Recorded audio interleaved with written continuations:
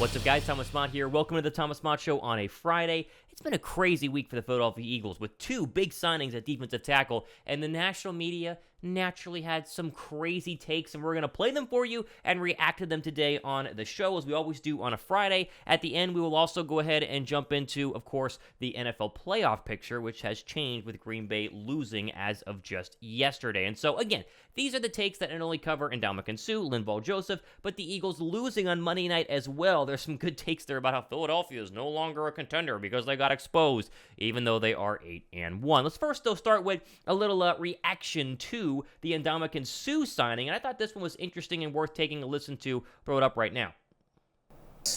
I like it, but I still got some concerns early on. The Eagles about to play the Colts. The Colts just ran for 200 yards, their highest output all season. They're going to run some more. So I like the move, but that's part one. Part two, will Ndamukong Suh be ready to go, right? You've been sitting out all season long, and so it's one thing to be working out, running, and staying in shape. Another thing to be in football shape. And so I like it for down the line, but this week, next week, obviously Linval Joseph's on the team as well.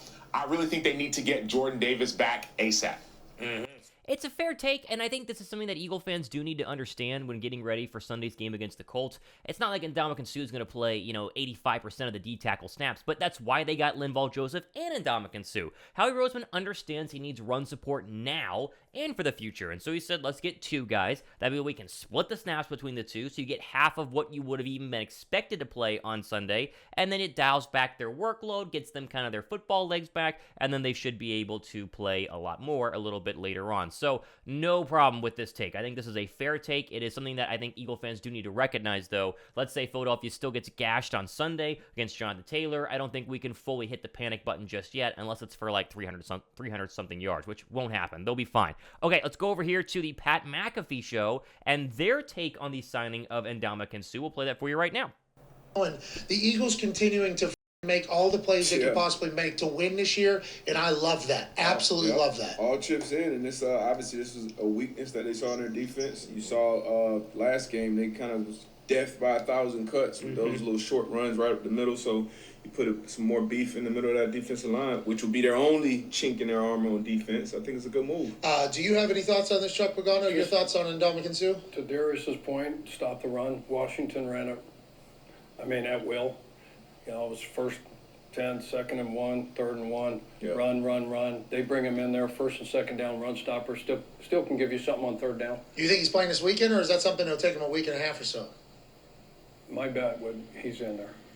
Yeah. There you go. My bet is he's in there. Fun to have Chuck Pagano. I don't know why he's standing on the Pat McAfee show. I mean, give the NFL coach a seat. He was successful with the Indianapolis Colts. He will be ready to go. And it was some are saying it's an overreaction, like Philadelphia signing all these D tackles. It's like, oh my gosh, like it was one bad running game. But the Texan game was bad too, right? I mean, you could really be looking at back-to-back losses with back-to-back opportunities for Philadelphia to give up 150 plus yards. If they're able to instantly stop the run on Sunday against the Colts and they, wreck Jonathan Taylor and Matt Ryan gets sacked a bunch, this whole idea that Philadelphia, their one big chink in their armor is run defense, is going to really start to kind of fade away very, very quickly, which, again, is really good news for all Eagle fans because that's been kind of the whole narrative by, I think, a lot of people over this past, you say a week, past couple of days. It's this whole idea that Philadelphia is flawed now, and they have like a fatal flaw, and they're completely unable to actually stop the run, and because they're completely unable to stop the run, they're not going to be able to win the Super Bowl, which, as you'll see, we're going to hear that from Colin Cowherd just now, is still ridiculous. Just because you can't stop the run in a couple of games doesn't mean that you're terrible against the run. They're not great. They're 20th in the league, but don't let this just, completely dissuade you from the fact that Philadelphia is still the favorite in the NFC. All right, we'll get to Colin Cowherd's take on the Eagles' loss on Monday in just 1 second. First, though, I do want to mention, chance to get the back in the winning track with our friends at DraftKings and bet on the Philadelphia Eagles this Sunday against the Indianapolis Colts. You bet $5 on the Eagles, you get $200 if they win in free bets via the TFM website. This will be linked down below in the description box.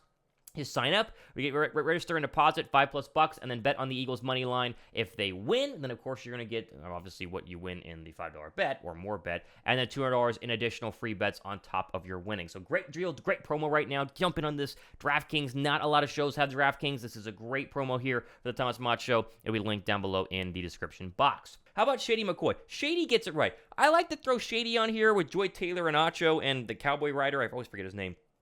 Shady, at least, is an Eagle fan. You know that. And he breaks it down a lot better than I think other people. He's a little more level-headed, right?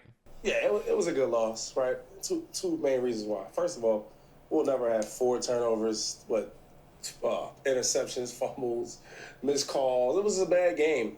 I mean, as I watched the game, I'm thinking like, man, is it that we're so good or is Washington that bad? We really gave them the game. And every chance we had a chance to win the game. Mm-hmm. So I just feel like, and then one thing is you look at like the undefeated schedule, right? Or undefeated record. Oh my God, how are we going undefeated? Now it's over with. Now we just focus on playing ball. Because sometimes you want to be perfect. We can't mess up. You're 8-0, 9-0, 10-0. You're trying to keep up with that track of being undefeated. Now we can just play football now. So what were they? Totally agree. Thank you. Shady, for everything Cowherd got wrong, Shady got right. Not going to have 4 turnovers every single game going forward. If you do, every team's going to lose. When Patrick Mahomes turns the ball over 4 times, Josh Allen, they're going to lose. It's what happens. Shady always gets it right. Really like what Shady does there. Thumbs up for Shady McCoy. More Shady McCoy. I'd love to get him on the show. If you guys know Shady McCoy, tell him to come on my show. Also, be sure to subscribe. We got plenty more content. NFL draft, a little mock draft show coming up tomorrow. And so subscribe and thumbs up for that one. All right, last one here. This is funny. People are now immediately jumping ship on Philadelphia and picking the Colts on Sunday. Take a listen and get up. As they get to take on the Eagles. We'll see the picks there, but yesterday you gave me your bold prediction, Inco. You said you believe the Colts win this game, and Sacho was riding with you. Why? Yeah, well, Indy can beat Philly if Taylor can trailer the load and hope to not implode as Saturday anxiously and majestically tries to defy the old play caller, Bill Collar.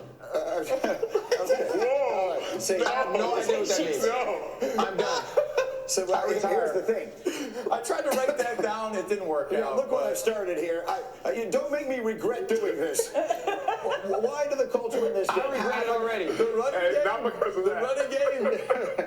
I mean, I'm looking at you like you're crazy because I think everything in the world seems to line up for the Eagles here. The Colts off emotion, the terrible Raiders. Well, how can they win this? Everything except the Eagles' fatal flaw, which is their run game. I get it. Ndamukong Suh is now on the team. He also hasn't played all season long. So it's one thing to be in shape, running and lifting, nothing to be in football shape. Number 2, Linval Joseph, they just signed him. This defense hasn't been able to stop the run. And so, yes, down the line, Suh will be a great fit. But for now, he may not be ready, number 1. Number 2, the Colts ran for over 200 yards last Okay, this whole idea that the Colts running for 200 yards last week somehow makes them the best rushing team in the National Football League. It's very funny because it goes back to the past couple of weeks. Jonathan Taylor, been one of the biggest busts in fantasy football. You drafted number 1 overall, hadn't been that great. I think Greeny gets it right here. Emotional win, Jeff Saturday. Now you got to kind of, back it up. And Matt Ryan's not been that good. I think Philadelphia's going to get the win on Sunday. Always fun to react to this sort of thing. It's just, it's a Friday tradition here in the Thomas Mott Show. Thumbs up for that.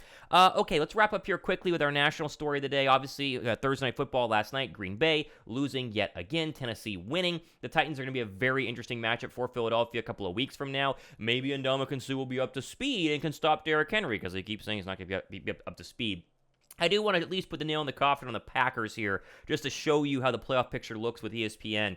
It's going to be real tough for Green Bay to make it. And it's real tough because the 7th seed is 5-4. The 7th seed right now is 3 games ahead in the loss column, and that is San Francisco ahead of the Packers. Because the Packers are not catching Minnesota, right? Minnesota's got that division on lock. Green Bay is most likely done, which I think, is bad news and good news. Because, right now, you want to play Green Bay because they look so terrible. But it's also, you don't want to play Aaron Rodgers in the playoffs. Now, would you rather play them than the 49ers? Probably so. But I do think it's worth noting and at least finishing up the show here today by showing you that it's starting to get very clear who the teams are going to be in the NFC. Sure, Washington is potentially going to be a swapper there for San Francisco. I don't think so, but no other team is really close in terms of being the 7th seed, right? Unless the Dallas Cowboys and New York Giants start to kind of fade away here, these will be your 7 playoff teams. The matter is going to be seeding. The question is, where will people be sitting? And if it stays this way, Philadelphia would be the 1 seed, and they would play the lowest winning seed in the first round, meaning they could not play the Vikings, and they would probably not play the Seahawks, right, just based on kind of how it looks. So it would be one of these 3 teams or maybe Tampa. So those 4 teams right there in the L shape, that could be your playoff matchup. Obviously, a long way to go. Let's focus on Sunday and beat the Colts. That is the main focus of this weekend. Okay. Mock draft tomorrow. Look at the latest mock drafts. Philadelphia, top 5 pick. Also 31st overall pick as it stands right now. What will they do? I know you guys, draft season's a long way away, but you guys love draft stuff. And I love draft stuff too, so be sure to subscribe and stay tuned for that one. I'm Thomas Mott. Happy Friday. See you guys.